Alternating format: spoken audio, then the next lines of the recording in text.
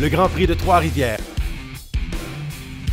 Une présentation de Tourisme Québec en collaboration avec Miller Lite et la ville de Trois-Rivières.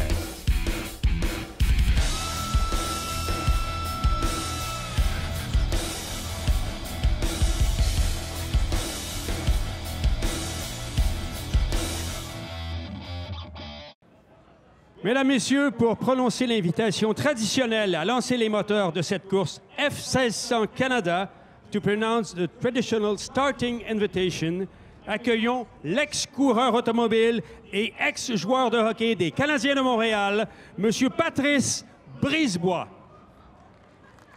Gentlemen, start your engine! Alors donc, on parlait du classement excessivement serré et on vous disait donc que M. Taskinen est en tête, la voiture 91 avec 137 points. Kellen Ritter, la voiture numéro 90, suit avec 7 points de retard. Il a 130 points. Et M. Ritter part sur la 3e ligne. Il est donc tout juste 2 voitures derrière celle de Bertrand Godin. La voiture numéro 49, c'est celle pilotée par Guillaume Archambault. Guillaume Archambault qui a 115 points au 3e rang. Et Guillaume part derrière Didier Scranen. Alors, probablement que Guillaume voudra connaître un excellent départ. Et par la suite, au 4e rang, on en parlait tantôt, Didier qui a 101 points au 4e rang. Et pour compléter le top 5, Misha Kochberg qui occupe le 5e rang avec un cumulatif de 85 points. Et M. Kochberg n'est pas de la course ce soir. Alors donc, des opportunités pour certains pilotes de continuer à prendre un avantage au niveau du pointage. Bon, alors, même si la course ne se gagne pas dans le premier virage, elle peut se perdre dans le premier virage. Et il y a une situation intéressante, c'est que Didier a la pole. Et dans plusieurs séries, c'est le détenteur de la pole qui décide est-ce que je pars dans la file de droite ou la file de gauche. Ici, c'est le directeur de course, du règlement, si vous voulez, qui dicte que le détenteur de la pole part toujours pour arriver dans le premier virage à l'intérieur.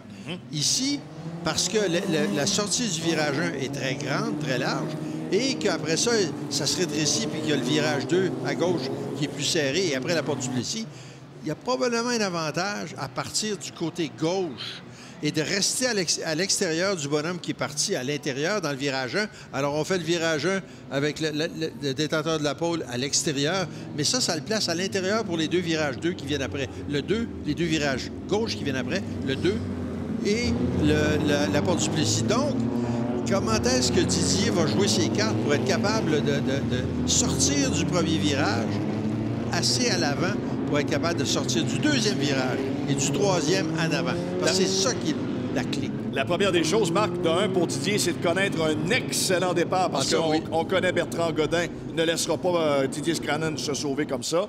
Et la deuxième des choses, protéger sa position qu'il détient, c'est-à-dire la pole. Oui, mais l'affaire, c'est que si l'autre est là, tu ne peux pas passer par-dessus. Et surtout avec deux pilotes d'expérience, c'est qu'on n'ira pas gaspiller ça au premier tour et causer un accident au premier tour. C'est la pire affaire possible avec ces voitures-là sont relativement fragiles. Et c'est un peu comme toutes les voitures. Hein. Ça se touche, ça dérègle les suspensions, c'est pas bon. C'est un départ à la volée? C'est un départ lancé, oui. Alors, surveillez bien, chers amis, le signaleur et son drapeau vert. C'est un départ lancé, un départ à la volée. C'est Didier Scranen qui doit donner l'accélération. Et voilà, c'est parti! La finale Formule 1600 sur le circuit du Grand Prix de Trois-Rivières. Scranen à l'intérieur, dans le virage numéro 1. Oui, mais Godin était bien placé. Oui, Godin va sortir 2e.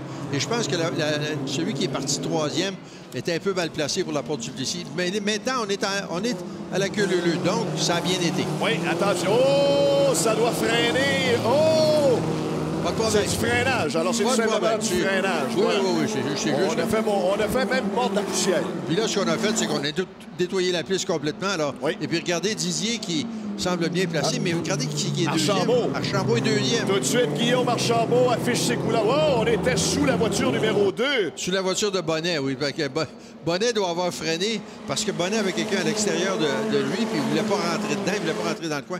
Donc, il a freiné plus. Le bonhomme derrière lui, lui a rentré dedans un peu. Attention, qu'est-ce qui s'est passé, Marc, avec Michel Bonnet, qui était sur la 3e ligne et il est à la queue du peloton.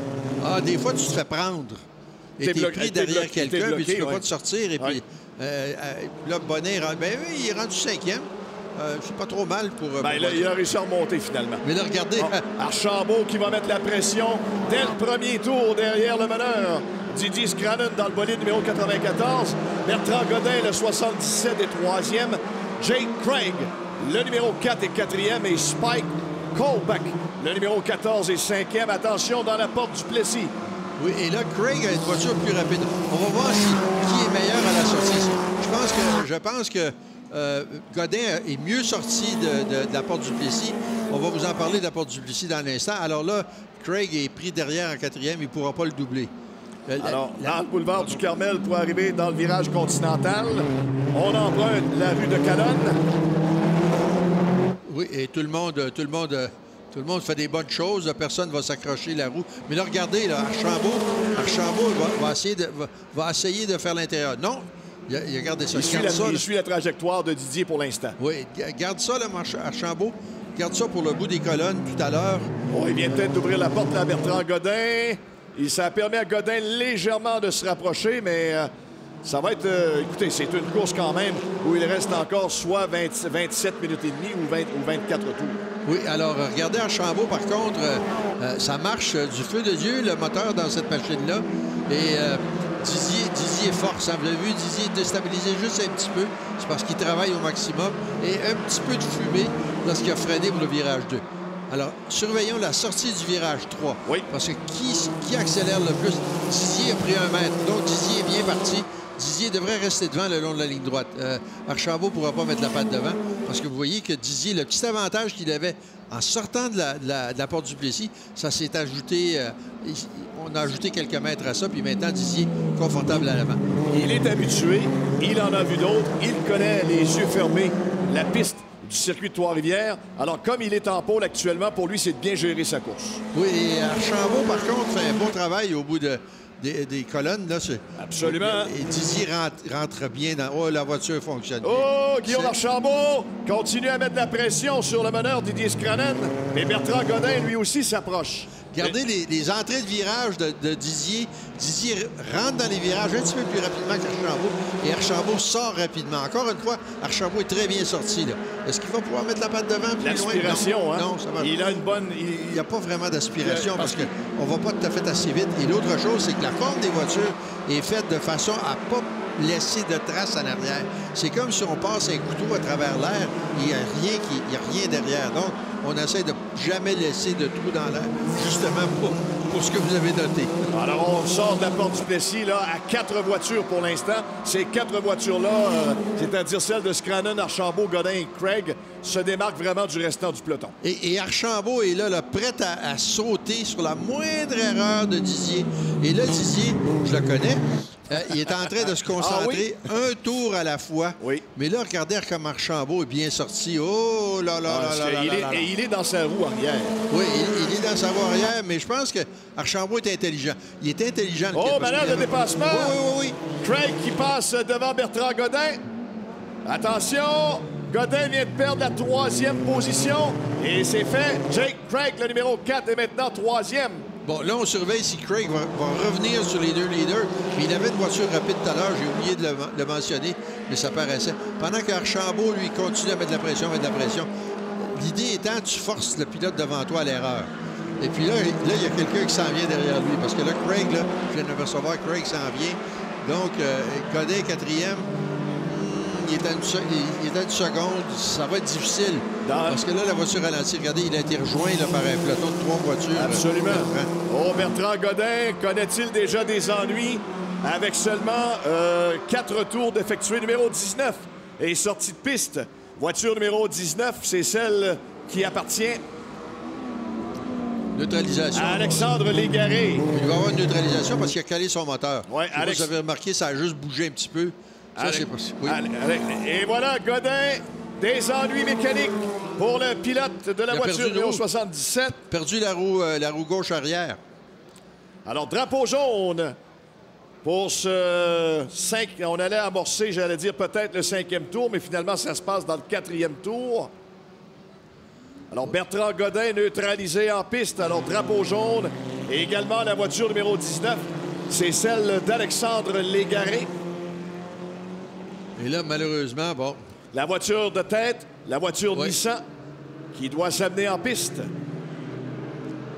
Alors là, pas besoin de dire que c'est le chrono maintenant qui va descendre. Alors, on pourra dire que ce sera vraiment une course maintenant avec le temps et non pas le nombre de tours probablement. Ah, mais c'est que 25 tours, de toute façon, ça aurait pris 25, ça aurait pris 37 minutes. Voilà, exact. Alors, c'était pas pour arriver.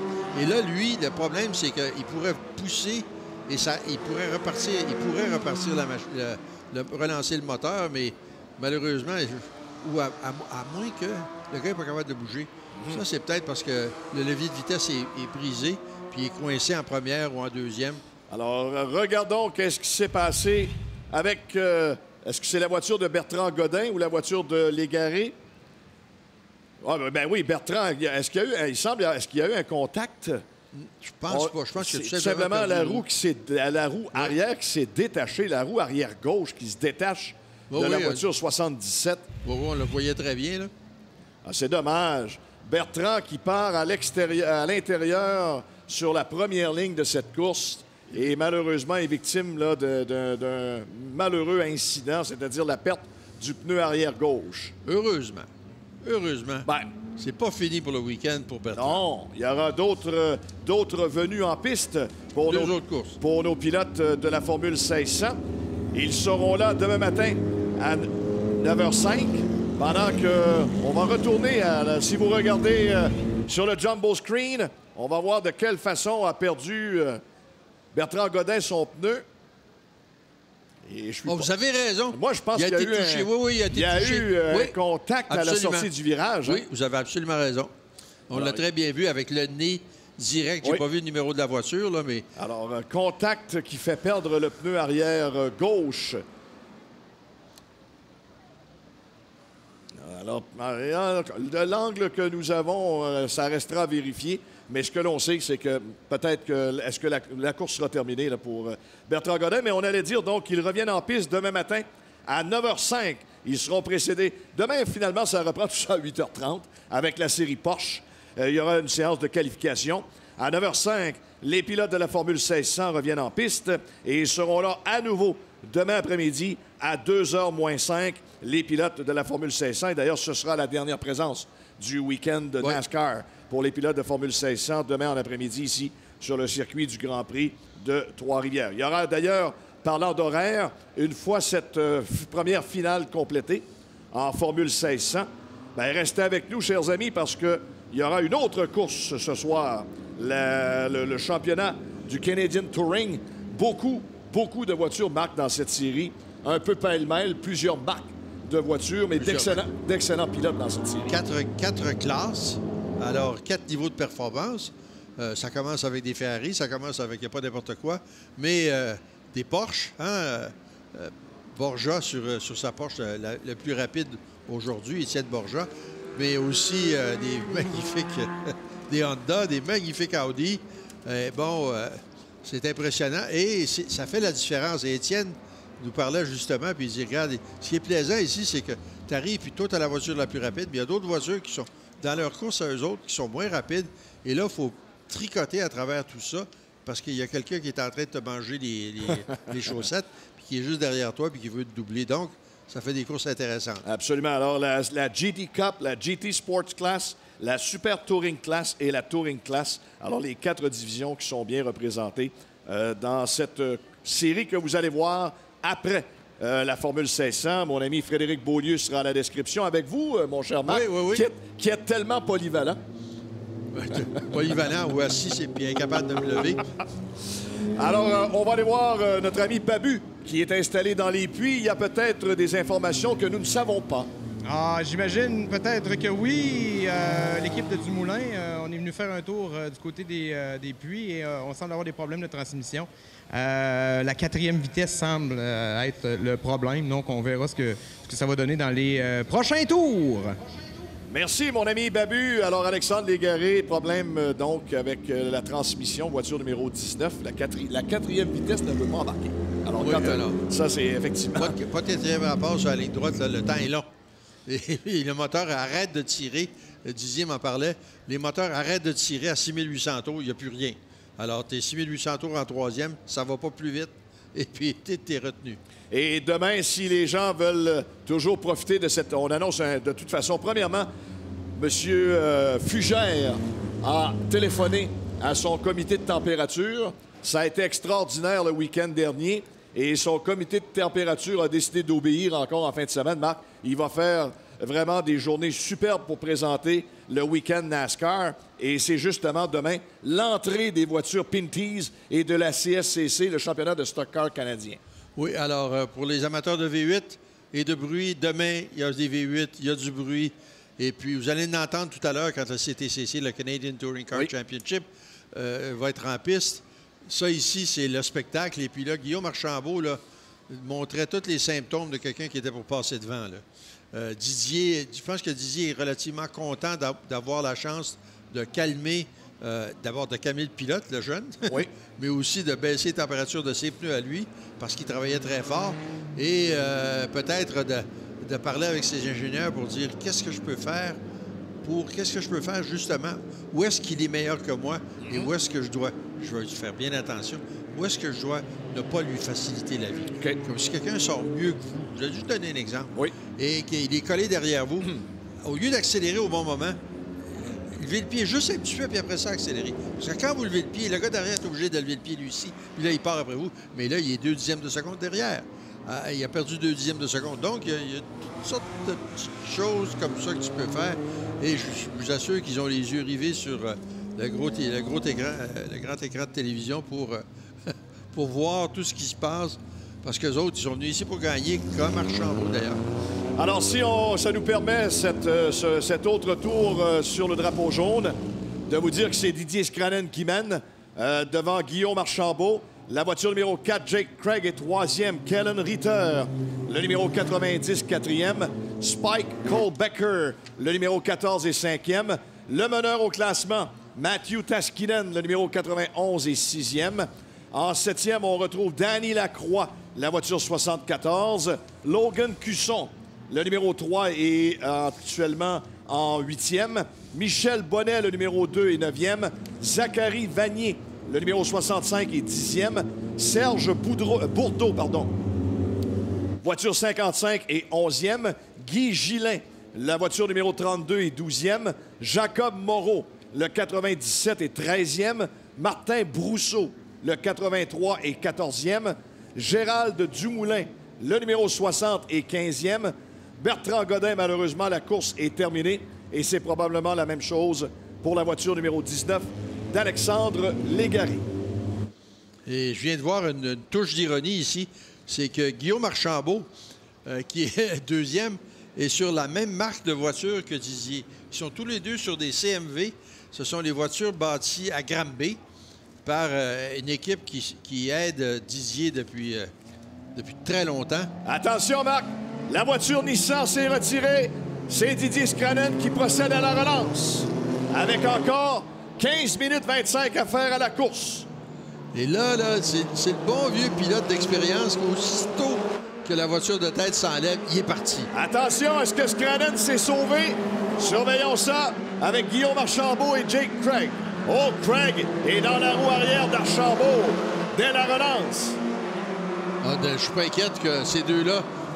Alors, Craig, je pense, la voiture orange, la numéro 4 orange, là, je pense que c'est Craig qui a la voiture la plus rapide, fondamentalement. Une fois qu'on va avoir placé les pressions de pneus et les températures de pneus, puis tout ça, là, vous allez voir que Craig, la voiture fonctionne très, très bien. Et on voit bien le sigle de Honda sur le nez de la voiture. C'est avec les moteurs modernes Honda.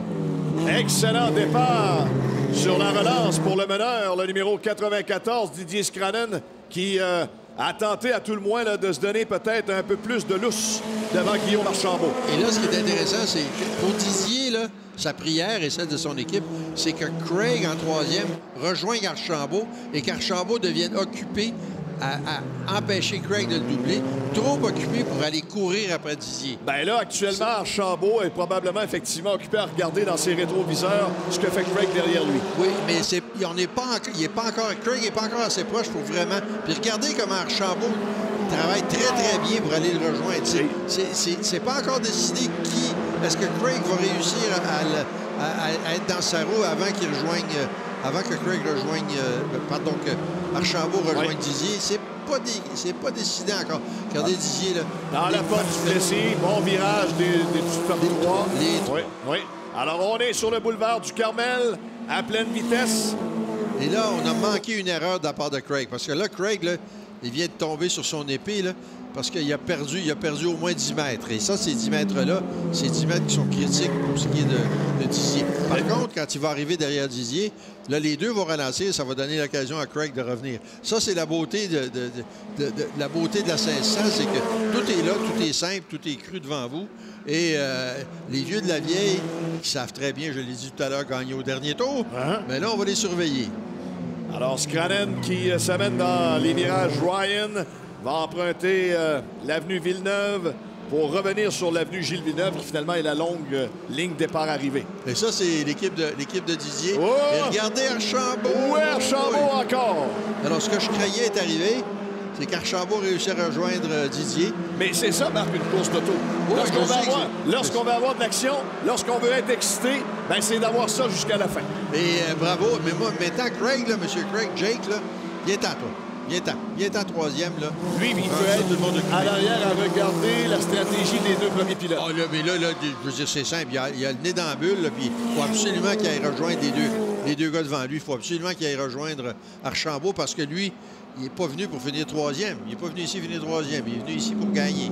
Et c'est encore avec... Mais attention, hein, il y a une autre voiture qui s'amène. Kellen Ritter, le numéro 90. Il ne faut pas l'oublier, Ritter. Parce que c'est lui qui est en deuxième position au classement.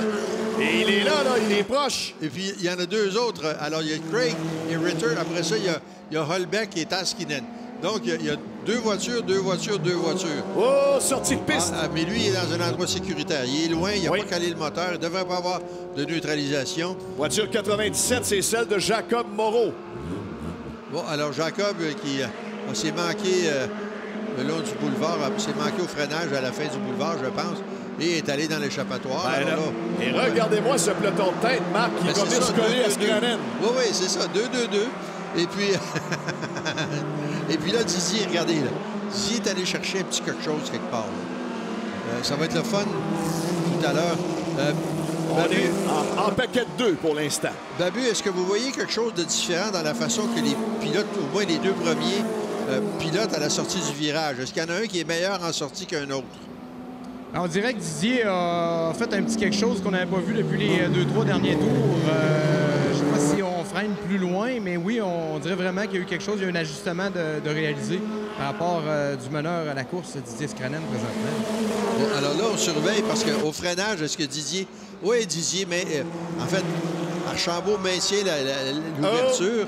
A tenté un petit mouvement à l'intérieur, mais question d'exciter un peu. C'est exactement ça. Oui. C'est ça, faire une feinte. Regarde mon numéro dans ton rétroviseur, je suis encore là. Allô, je suis encore là. Toi, tu es un vétéran, moi, je suis un jeune qui pousse. Mais c'est de bonne guerre, hein? Absolument. Parce qu'il faut travailler sur la concentration du bonhomme devant. Par contre, Didier a une très bonne concentration. Et là, regardez comment Didier a bien passé le virage 1. Est-ce que ça va être la même chose dans le 2?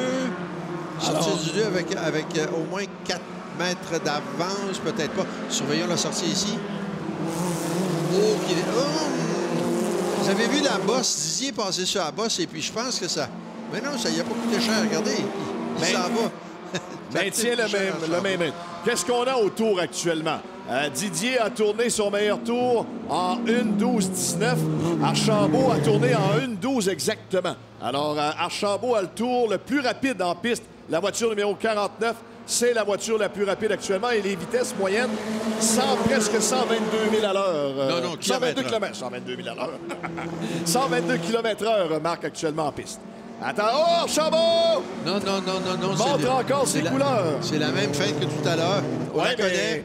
Il va peut-être à un moment donné décider de la pousser, la voiture. Et regardez la sortie ici. Oh, Archambault est bien sorti. Non, il est bien sorti, là. Archambault est bien sorti. Et voilà l'exécution. Mais il y a Didier Scranen qui ferme bien, toujours dans son couloir pour respecter sa ligne de course. Mais là, je mettais quasiment ma main dans le feu, mais Archambault a décidé qu'il n'avait pas le temps de faire un dépassement sécuritaire le long de la ligne droite. Il a dit non, pas ce coup-ci, je ne rentrerai pas à l'intérieur, puis je vous envoyer tous les deux dans la clôture. On va attendre. Ce seront, Marc, 8 minutes 45 secondes, très longues pour Didier Scranen. Parce qu'il a à manœuvrer vraiment pour maintenir sa position telle qu'il détient depuis le début de la course. Et quiconque des deux va gagner, je vous assure que ça va être content. Alors, on surveille ici l'équipe. Ça, c'est l'équipe de Granby. Ça, c'est les gens de CMV qui ont bâti les deux premières voitures. Wow. Toute la gang était là. Les gens de Guillaume Archambault. Le gars de moteur, le gars de châssis et le bonhomme des suspensions, l'ingénieur Marc Mombini. Tout le monde était là. Et pendant ce temps-là, le pilote de la voiture numéro 4, Mark Jake Craig, continue, lui, à regarder les deux se battre. Oui. Mais il s'est détaché un peu. Tu vois, les groupes de deux se sont redétachés. Oui, mais Craig, tout à coup, là, Craig vient de faire un renouveau d'énergie, là. Regardez que si Archambault est intelligent. Non, ça passera pas. Tant qu'il va savoir que non, j'ai pas encore cette chance-là, il va être patient. C'est intelligent, le jeune Julien. On l'a entendu ce matin à l'interview. Très, très, très intelligent. Il dit c'est extraordinaire à avoir fait du karting, de me trouver là-dedans, de me trouver à Trois-Rivières. Et il trouve ça absolument formidable. Alors, pour le moment, toujours Scranen, Archambault, Craig, Ritter, Colbecker, Taskinen, Lacroix, Cusson, Vanier, Bonnet, Bourdeau, Gillin, Brousseau, Moreau et Dumoulin. Dumoulin et Godin, Légaré, on vous le rappelle, malheureusement, la course de ce soir est terminée. Bon, alors, on avait une voiture orange qui était prise sur la piste, mais ça a l'air que tout le monde a continué parce que, bravo, on a gardé les moteurs en vie, on surveille ici. Il y a eu une sortie en tête à queue pour deux voitures. La voiture numéro 3. Voiture numéro 3, celle de Logan Cusson. Et l'autre, est-ce que c'était... C'est Bourdeau, Serge Bourdeau. Serge Bourdeau, hein? C'est ça, le concessionnaire Chrysler. La voiture 55. Oui, c'est ça. Alors ça, c'est... Oh, attention, là, il y a Scranen qui se redonne, quoi, une longueur et demie d'avance? Oui, mais là, je pense que... Oui, longueur et demie. C'est serré encore. Regardez Craig qui se débat avec 7 minutes à faire. Il ne faut pas oublier Jake Craig dans cette course-là, qui l'amène intelligemment, lui aussi. Mais est-ce que donc les pneus de Scranen actuellement font mieux le travail que sur la voiture de Guillaume Archambault? C'est ce qu'on va voir, parce que là, vous avez raison, Archambault a perdu 2 mètres. Scranen, 1:11:60, Marc. Oui, alors... C'est le temps, il avait fait 1:11:64, alors là, il a 1:11:60. Oui, et moi, ce que j'aime, c'est qu'il avait besoin d'un tour rapide, il a besoin de 2 tours rapides. Là, ce qu'il veut, c'est miner la confiance. Tu sais, quand tu arrives et quelqu'un derrière toi pense qu'il va être capable de te doubler, puis tu fais coup, boum, tu sors à demi-seconde rapide. On voit l'écurie d'énergie. C'est le cas de le dire. Il pousse toute l'énergie au numéro 94 actuellement. Et est-ce que je vois des flammes sortir sur le côté de la voiture? De temps à autre, oui, là, au freinage. On voit quelques flammes sortir du... Oui, mais ça sort du côté du moteur. Ça serait du côté de l'échappement, peut-être. Mais attendez, là, on est à... il reste encore 5 minutes 30. Il reste encore 5 minutes. Alors, 2 tours et demi. Alors, accroche-toi, mon Didier. Lâche-toi. Oui, à peu près. Quoi, c'est l'échappement. C'est bon. Oui, absolument. Oui. Alors, un 3 tours peut-être à faire. Oui. En 5 minutes, c'est à peu près un 3 tours et demi. Et là, Scranen vraiment se donne... Là, il est pratiquement même à... il est à 3 longueurs devant Guillaume Archambault, là. Et là, 11:607. 1:11:74 pour Archambault. Alors, lui aussi a un tour rapide. 1:11:88 pour Craig. Alors, les pneus, là, font vraiment le travail. Alors, le top 3 nous donne tout un spectacle, Marc, pour cette première finale de la Formule 1600 et pour les nombreux amateurs qui se présentent sur le circuit du Grand Prix de Trois-Rivières ce soir.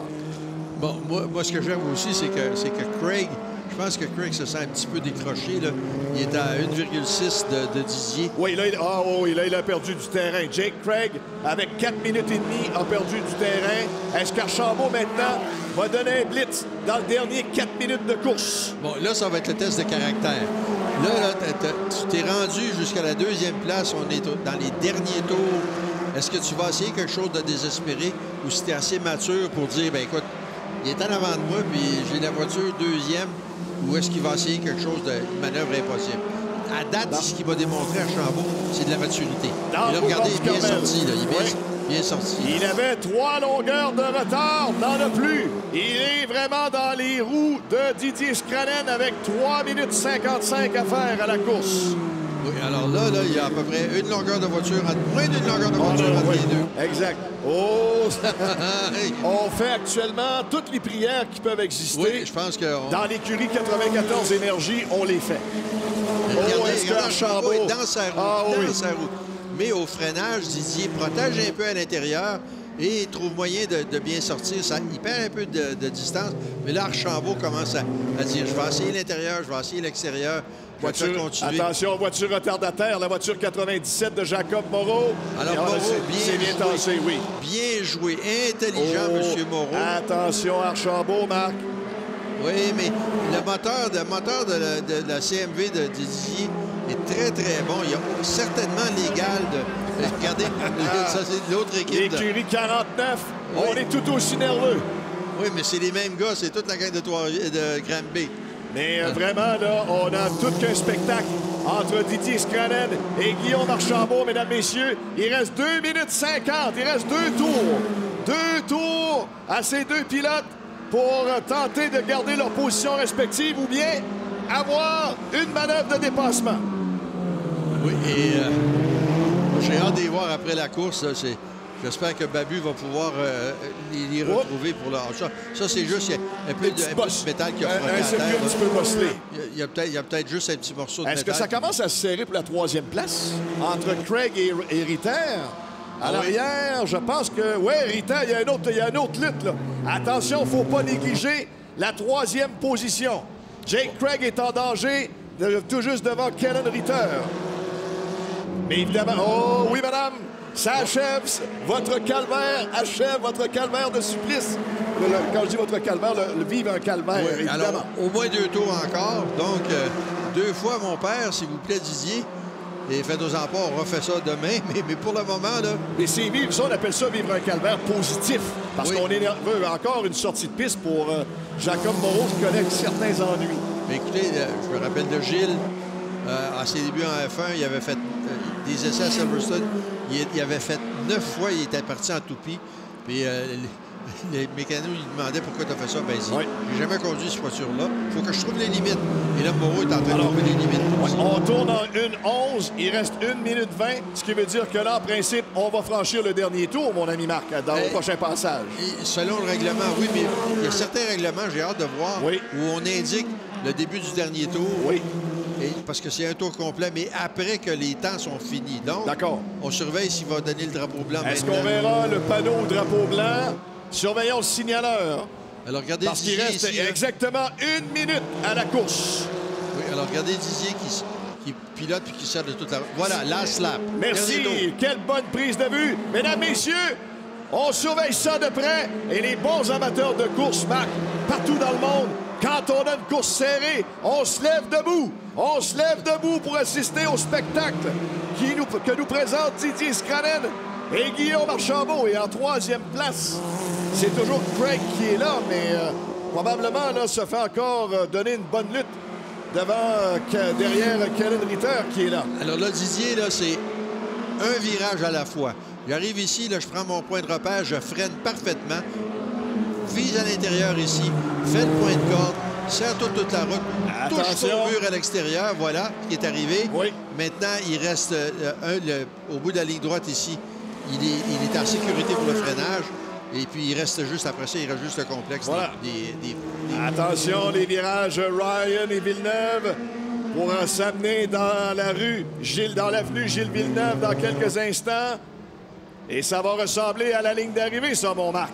Oui, alors, ben voilà. Attention, chers amis! Dernier virage, le dernier droit, le numéro 94, Didier Scranen! Et la superbe victoire pour Didier. Il dit, bon, on peut faire un show de boucan. Oui, on peut faire un show de boucan avec 115 chevaux. Ça ne dure pas longtemps, parce que c'est que les pneus reprennent l'adhérence, c'est fini. Mais tout de même, voilà, Didier est content, je suis certain. Et j'espère que Babu va trouver l'endroit où on va l'arrêter pour aller faire un tour et parler aux deux, en fait. Mais, parce que les deux ont fait une course extraordinaire. Levons notre chapeau à la voiture numéro 49, pilotée par Guillaume Archambault, qui, même dans les derniers tours, perdait du terrain. Il y avait même un bon 3 longueurs de retard. Et il a su venir chauffer à nouveau Didier Scranen. Et vous avez vu qu'il y a eu un accident à la toute fin, là. Oui. Il y a quelqu'un qui avait une roue de croche puis qui était... Alors, imaginez, là, un accident après le drapeau d'amis. Alors, c'est un peu frustrant. Scranen veut dire pratiquement chez lui au Grand Prix de Trois-Rivières. Voilà l'écurie d'Archambault qui, hein, c'est comme on dit, bon sportif, de bonne guerre, les deux écuries qui se félicitent. Et les gens qui ont construit les CMV là, qui sont là, oui. qui ont construit ces deux voitures-là. Et belle course. Bravo. Un Didier Scranen soulagé, mais combien heureux. Première finale, part en pôle et mène de bout en bout. Et tenez-vous bien, il va en avoir à dire.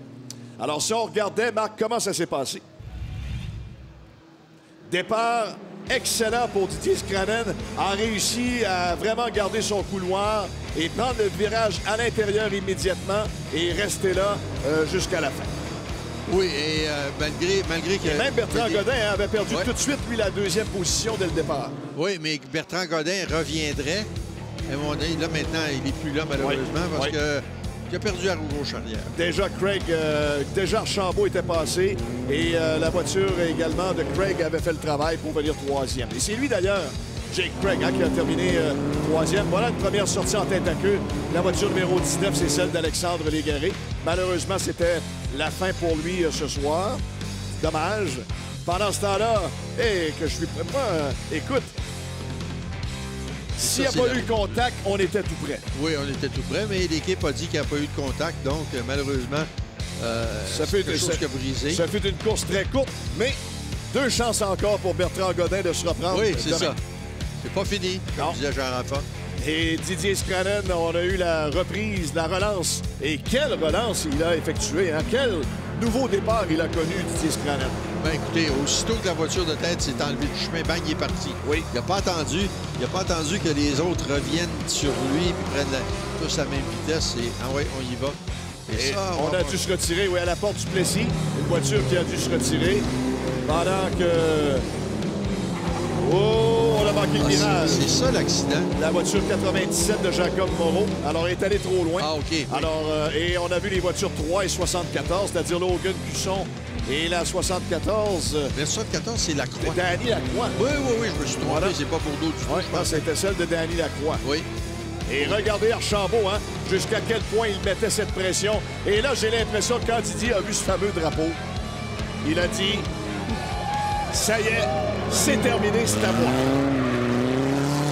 Et regardons le résultat officiel de cette première finale. Ce qui nous donne donc Didier Scranen au podium sur la plus haute marche. La voiture 49, Guillaume Archambault sur la deuxième. Et en troisième, la voiture numéro 4, celle pilotée par Jake Craig. Et j'ai l'impression que Babu doit surveiller là, très attentivement l'arrivée de Didier Scranen dans les puits, mais également probablement Guillaume Archambault, qui, rappelons-le, là, nous a donné lui aussi un excellent spectacle dans cette première finale. Le voilà, il arrive dans la zone des puits. Ça, c'est bon signe. Babu, vous avez Didier Scranen avec vous. Oui, on a Didier avec nous. On va aller s'installer, si vous le permettez bien, pour aller directement au podium. Écoute, j'ai rencontré Didier cet après-midi, puis il me disait qu'il était en feu. Mais je pense qu'on en a eu la preuve, encore une fois, aujourd'hui. Didier qui semblait très émotif en arrivant également. Didier, t'es pas émotif dans la vie, toi? Non, à peine. Pas démonstratif non plus. Calme tout le temps, m'excite jamais. Sérieusement, Guillaume m'a fait travailler fort. Mais qu'on peut se dire, les deux CMV, yes sir, 1-2... Ça a été une course... C'est les courses les plus difficiles. J'en ai pas mené beaucoup du début à la fin. Celle-là, j'ai résisté. Écoute, je dois remercier le groupe STCH. Sérieusement, c'est grâce à eux qui sont là qu'on est là en fin de semaine parce qu'on fait pas toute la saison. Il y a également les transports Guy Mahoney. Il y a plein de monde que je voudrais remercier, mais je n'aurai pas le temps, je le sais. Là. Tous ceux qui savent que je suis ici à cause d'eux. Puis surtout les gens qui sont venus nous voir, ça c'est fantastique. J'ai des gens qui viennent me voir ici. Écoute, Kevin, quel bel accueil, Babu, hein? Il est venu ici, je pense qu'il devait avoir 9 ans. Puis là, je pense qu'il est rendu à 24. Merci. C'est une de tes belles, là, Didier, pour vrai, là. Ouais, j'en ai gagné une ou deux de la pole ici il y a quelques années, mais ça n'a rien à voir avec celle-ci. Celle-là, on m'a fait travailler pas mal plus fort que les autres fois. Puis, j'avoue, là, je suis obligé de vous dire que je suis content de moi parce que c'est la position la plus dure, mener le peloton du début à la fin. Il y en a d'autres qui sont meilleurs que ça là-dedans. Même souvent, mon coach mental me disait « On est bien deuxième, hein, Didier? » Oui, c'est vrai, parce que premier, et que c'est dur sur les nerfs. Puis, il ne faut pas que tu regardes en arrière, puis il faut que tu te répètes à chaque virage. Hit your marks, hit your marks. C'est un tour de qualif, c'est un tour de qualif. Mais tu peux pas t'empêcher de regarder en arrière puis tu dis, coudonc, il est encore là, lui. Il est encore là. Oh, là, tu gagnes quelques longueurs. Puis ensuite, il est encore là, lui. Et surtout à 26 ans, faut dire. Oui, Guillaume, à 26, c'est un des middle age, comme on dit. Oui, 62, on vire ça à l'envers. Ouais, 63, écoutez, au mois d'octobre. Moi, ce que je suis surtout fier, c'est de mon équipe qui m'ont préparé une voiture extraordinaire. Marc Montmigny, bien sûr... Faut pas que j'en oublie, parce que là, je suis tout énervé, là, même à mon âge, avec toute cette expérience-là. Il y a également Renaud Sergerie, mon chum Frank, qui est là depuis le début. François Précourt, André qui fait le moteur, André Rémiard, le moteur Mécart, il tire super bien. Moi, je pogne le micro. Ça, c'est une mauvaise habitude que j'ai, c'est parce que je suis animateur de temps en temps. D'ailleurs, les gens, on se retrouve demain à 9h parce que ça a l'air que je pars en pôle encore une fois. En après-midi également, à compter de 13h55, si je me rappelle bien. Et j'aurai le plaisir de crier dans le micro pendant toute la course de NASCAR Pinty's en fin d'après-midi dimanche. Mesdames et messieurs, on applaudit Didier Scraden, notre winner ce soir. Et notre responsable de la logistique, la charmante et pétillante Miguel Badjo qui fait tout le travail. Félicitations à tout le monde. Son grand-père fabrique les voitures CMV. On parle bien sûr de M. Caderette. Et son petit-fils Guillaume en fait très bon usage. Vous l'aurez constaté. Merci, Didier. Messieurs? Va donc chercher le deuxième. Babu, il est pas bien concentré. Il connaît son horaire par cœur demain. Hey, si on avait un petit mot peut-être avec Guillaume Archambault, est-ce qu'on a le temps avant les cérémonies? Est-ce qu'on a le temps peut-être un petit mot? Alors, on doit céder la parole au maître de cérémonie, M. François Roy.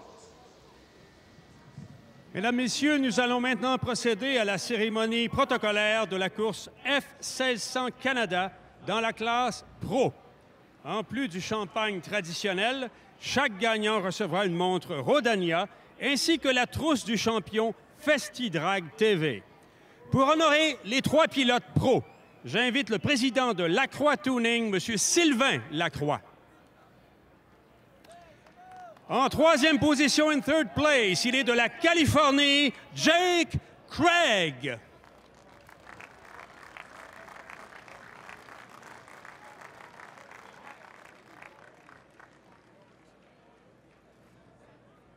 En 2e position, il est de Terrebonne, Guillaume Archambault.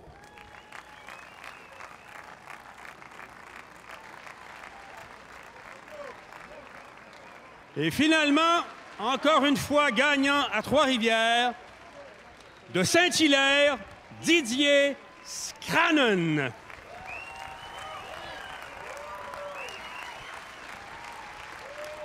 Ceci complète la cérémonie protocolaire de la course F1600 Canada.